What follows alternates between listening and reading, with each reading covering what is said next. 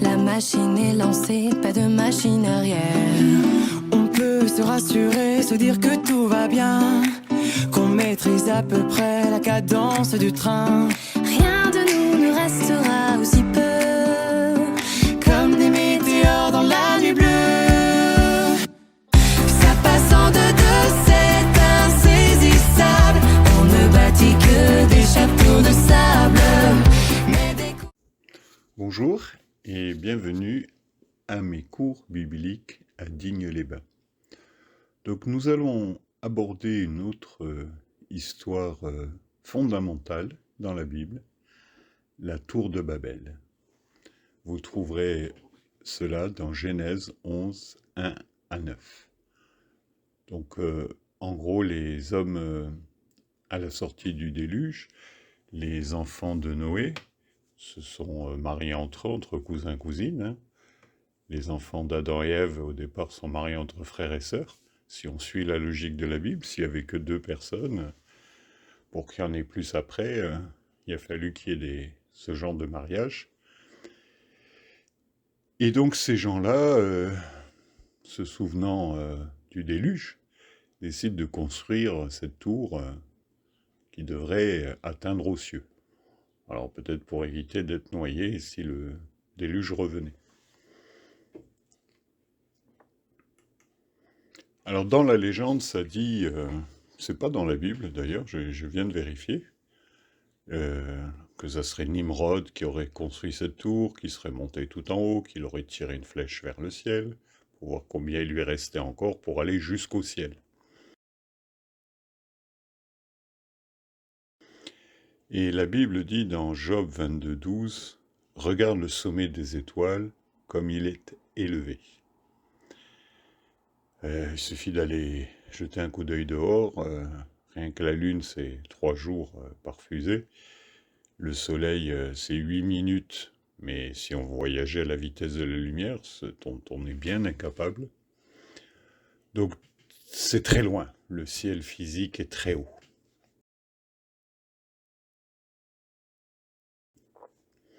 Une autre conséquence de cette tour de Babel, ce fut la confusion des langages. D'ailleurs, Babylone veut dire confusion.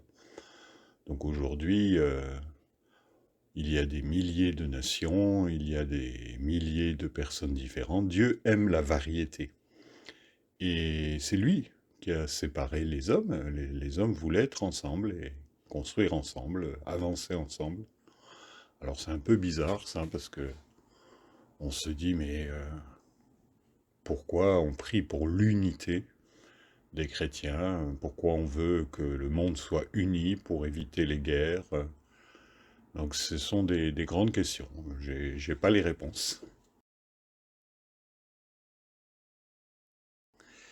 Les seules réponses que je peux vous donner, c'est celles qui sont dans la Bible, que les 3 fils de Noé sont les pères, avec leur épouse bien sûr, les pères et les mères de toutes les populations, tribus, langues qu'il y a sur la terre.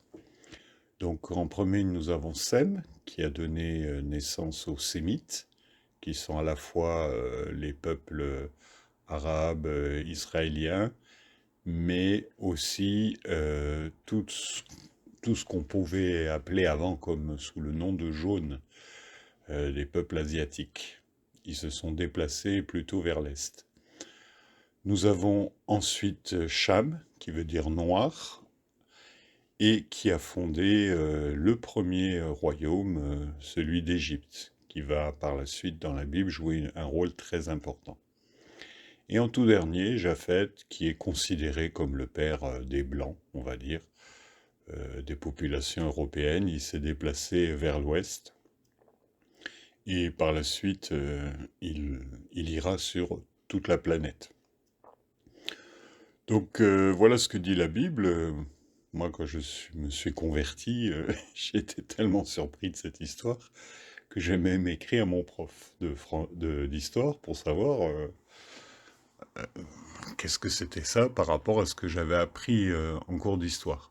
C'est plus ou moins pareil. On parle des langues indo-européennes qui auraient une langue commune et qui se seraient séparées en différents langage, dialecte, façon de parler, patois. C'est très varié. Dieu aime la variété. Il aime la variété des gens, il aime la variété des langages. Et ça nous permet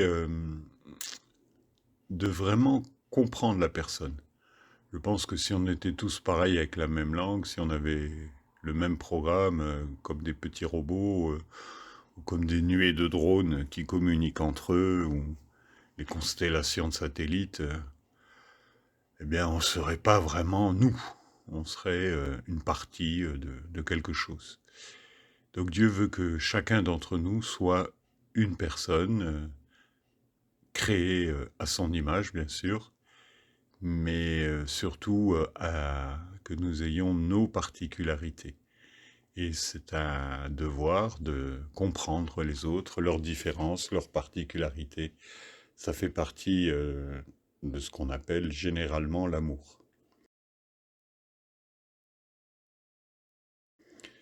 Alors, va-t-on reconstruire des tours de Babel? Il y a des gens qui comparent cela aux grands immeubles qu'on met sur la terre. Bon, ben, il faut bien loger les gens, hein. Et la terre devient un peu petite. Nous avons obéi à ce commandement de croître et multiplier, ça on sait faire. Et on arrive à une limite. On se dit, mais après quoi? Donc moi, personnellement, c'est pas dans la Bible, hein, ça c'est une opinion tout à fait personnelle. Plus j'aime bien l'espace et les fusées, je crois que nous irons sur d'autres planètes. Enfin, c'est pas gagné, hein, parce que Mars, c'est inhabitable, la Lune n'en parlons pas, Vénus, c'est juste infernal. Donc, comment faire? Est-ce qu'on doit se réunir de nouveau ensemble et être dispersés par Dieu? Est-ce qu'on doit rester comme avant, comme c'était mieux? Est-ce qu'on attend le futur quand ça sera mieux? Eh bien, pour moi, désolé de le dire, mais le ciel peut attendre. Nous devons faire avec ce qu'il y a. Et la leçon dans tout ça, c'est pas tellement qu'ils aient construit une tour ou qu'ils soient mis ensemble, c'est l'orgueil. Le manque de confiance dans le Seigneur. Quelque part, jusqu'à Noé, les gens n'ont pas écouté le Seigneur, ils ont décidé de faire les choses par eux-mêmes. Noé a écouté, mais dans un sens, il a condamné le monde, hein, puisque la destruction de l'ancien monde par le déluge a été totale. Et il a fallu recommencer. Et pour moi, personnellement, hein, ça c'est mon opinion, hein. Pour une fois, vous allez avoir un cours avec mon opinion. La Bible commence vraiment avec Abraham, qui décide, lui, d'écouter ce que le Seigneur a dit, a à dire, et à suivre son plan. Pour moi, la vie moderne, pas la Bible, mais disons voir ce que nous vivons nous maintenant, pour moi ça commence avec Abraham. C'est-à-dire des gens qui vivent 80 ans. Apparemment, avant le déluge, si on étudie les textes, ils vivaient jusqu'à 1000 ans. Mathusalem, je crois, a vécu 969 ans, vous verrez cela. Alors, évidemment, c'est encore sujet à discussion. C'est pas le point. Le point, c'est que, voilà, qu'est-ce qu'on fait aujourd'hui, maintenant, ici? Évidemment, ce sont des grandes questions. Nous ne sommes plus au temps d'Abraham et nous ne sommes pas encore au ciel, réunis avec le Seigneur et les anges et tout ça. On est ici sur terre maintenant. Et Dieu veut travailler avec nous, il veut nous donner des réponses à ces grandes questions. Et je pense que la personne d'Abraham, qui est considéré le père des croyants, à la fois des chrétiens, au départ des juifs, des musulmans, des chrétiens, par la foi, est une réponse. Comment écouter de Dieu, travailler avec lui, et quelle réponse il peut nous donner dans la situation actuelle. Le passé, c'est passé, le futur, on n'y est pas encore. On vit aujourd'hui et maintenant.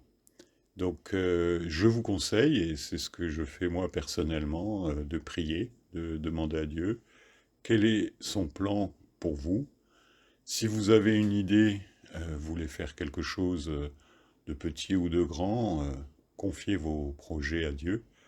C'est le but de la Bible, c'est le but de la foi. Comment accepter cette présence dans nos vies, ce conseil, et comment progresser à partir de là. Merci beaucoup, bonne journée, au revoir.